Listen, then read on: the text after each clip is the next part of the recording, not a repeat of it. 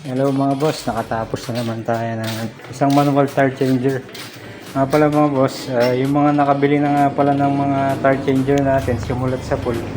Alam ko na hassle kayo sa paglalagay ng ng mga ng mga interior dito. Ngayon,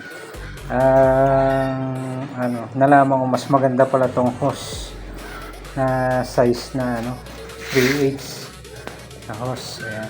1/4 sa iba, pero iba kasi 1/4 na mabibili mo maliit. Ito sakto lang to.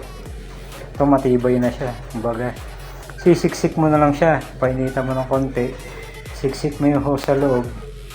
Tapos, guntingin mo, tapos siksik mo ulit.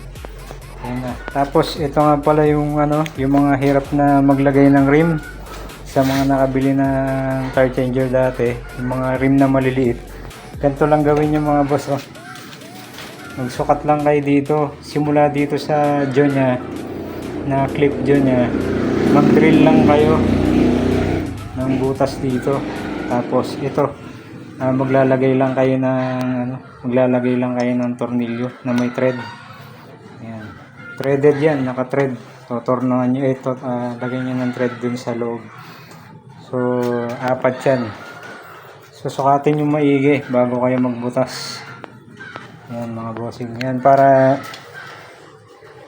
pwede kayong makapaglagay ng rim ng maliit. Mga 6'5", kahit 5 inches yata. Kaya nila 5 inches. Kasi sumasagad dyan dun sa dulo. Yun lang mga boss. Sa mga nakabili na, nabayo ko. Itong hose na maliit.